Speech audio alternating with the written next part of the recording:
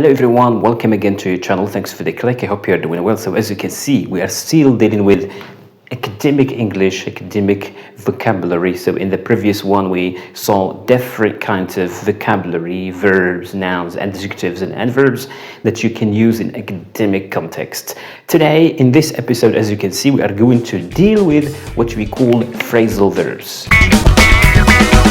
So here, in each of these sentences, we have a very important phrasal verb that we can use in academic context. Now, very simply, you can pause this video and try to read these sentences and try to understand the meaning of these phrasal verbs, as you can see in black. So you can do it yourself and then we discuss together. Okay.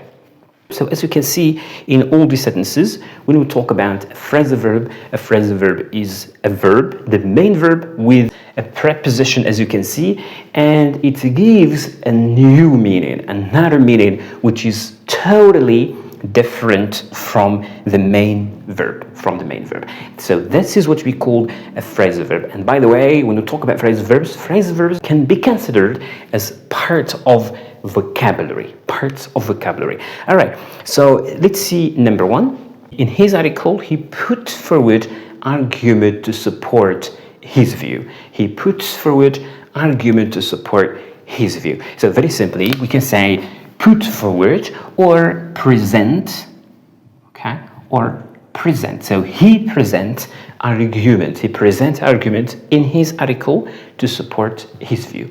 He put forward or he present argument. Okay, let's see number two. Students at university have to carry out research.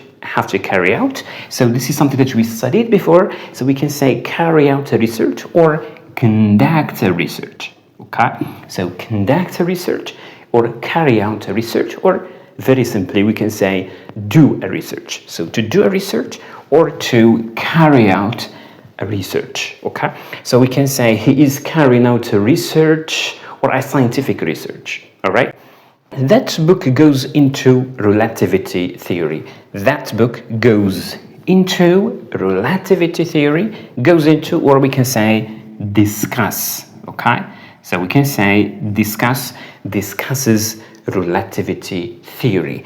That book, that article goes into relativity theory, discusses relativity theory. So goes into or discuss. Number four, the study point up the advantages of AI. The study point up the advantages of AI. Point up, or we can say shows. Okay, we can say also shows. So the study shows the advantages or disadvantages of II, or point up the advantages of II. Shows or point up. Go through the text to find answers to these questions. Go through the text to find answers to the questions or to these questions or those questions. So we have the phrasal verb go through or check. So we can say check the text to find answer. Check the whole text, go through the whole text, go through all these sentences to find the phrasal verbs or to understand phrasal verb, to go through all these sentences, to go through all the text, to check the text, to check the sentences. So we have go through the text to find answers to these questions, go through or check, very simply.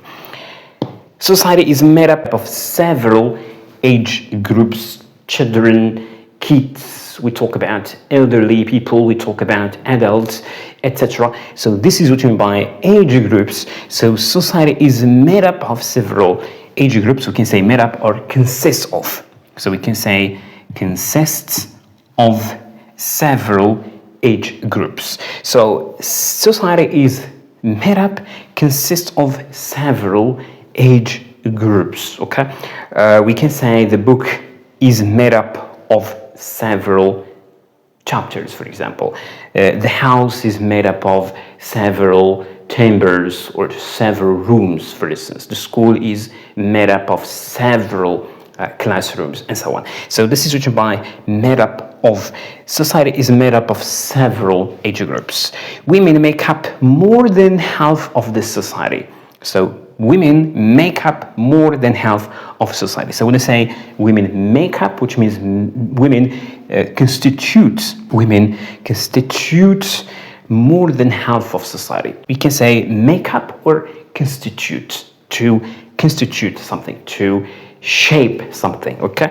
She wants to work on difficulties students find in learning languages or whatever. So to work on or to study, for example. So we can say to study. So she wants to study the difficulties, maybe conducting research to discover, to find the difficulties students encounter in language learning, in learning English, for example. So she wants to work on, she wants to study the difficulties students make in learning a language. In his study, he set out to prove that female students outperform, for example, male students in learning English, for example. So here we have set out, or to, we can say aims to. So set out to prove, aims to prove that female students outperform males in learning the language. In his article, he set out to prove that females, etc. So in his study, he aims to prove. He set out to prove, okay? He came across an important quote when he was reading that article or that book. So he came across, so when I say to come across something, which means to find, and most of the time by chance. So he was reading a book about something and he came across a very important quote. Sometimes you are searching in a certain book and you come across an old picture, one of your old picture that reminds you of certain memories. So that's what you mean by come across. Sometimes you are walking in the street and you come across some coins. Okay, so that's what we mean by to come across something. Come across means to find by chance. Come across something. This is a very important phrasal verb that we can use in academic context. So these are very, very common phrasal verbs you can learn and you can easily use and practice in your English conversations, in everything. And it is very well known there to figure out whether the person is qualified and well qualified in speaking English is to see whether he uses